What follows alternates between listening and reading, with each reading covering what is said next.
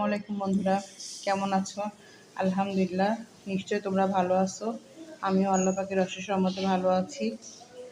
আমি আজকে তোমাদের জন্য চিংড়ি মাছের ঝোল রেসিপি করেছি, দো পেঁয়াজের ঝোল।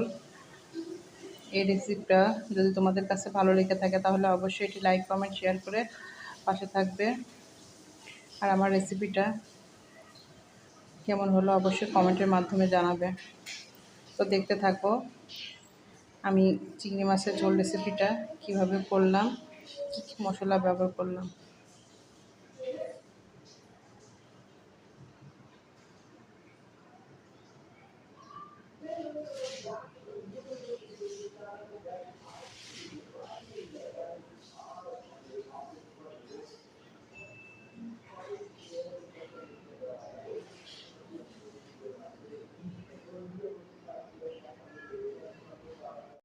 বন্ধুরা, আমি এখানে চিংড়ির ঝোল রান্না করব।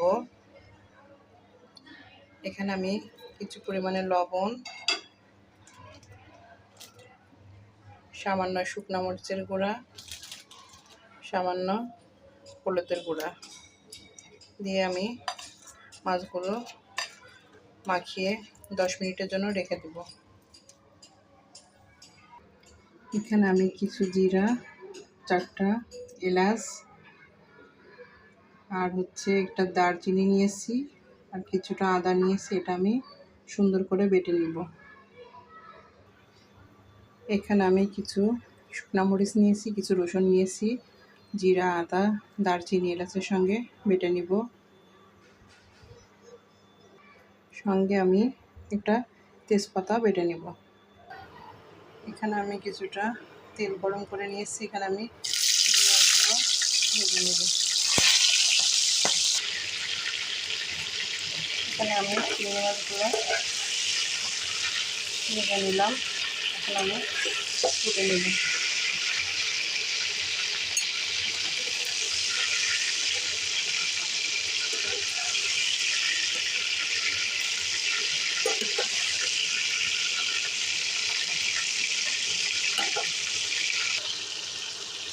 আমি এখানে পরিমাণ মতো কিছু পেঁয়াজ দিয়েছি, সুন্দর করে ভেজে নেব। বন্ধুরা, এখানে আমার পেঁয়াজটা ব্রাউন কালার হয়ে আসছে। আমি এখানে পরিমাণ মতো লবণ আর যে মশলাগুলো বেটেছি সেটা আমি দিয়ে দিব। দিয়ে সুন্দর করে এখন কষিয়ে নেব।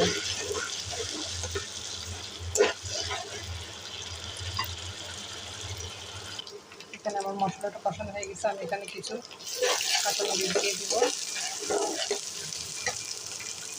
দেওয়ার পরে আমি যে মাছটা ভেজে রেখেছিলাম সেটা আমি দিয়ে দেব।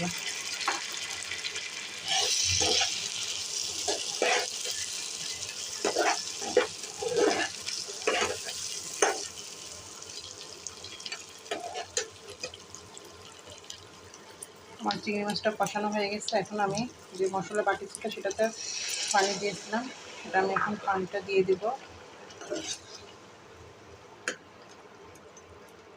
আরও কিছু পানি দিব, কারণ আমি এটা চিংড়ি মাছের ঝোল করব। এই তো বন্ধুরা, আমার চিংড়ি মাছের ঝোল রেসিপিটা হতে থাক। আমি 10 মিনিট পরে ফিরে আসছি।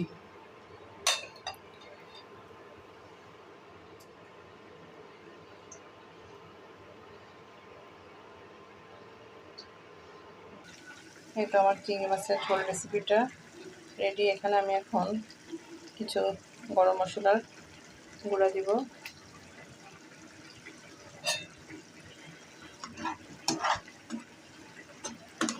এটা আমি এখন পরিবেশন পাত্রে তুলে নেব।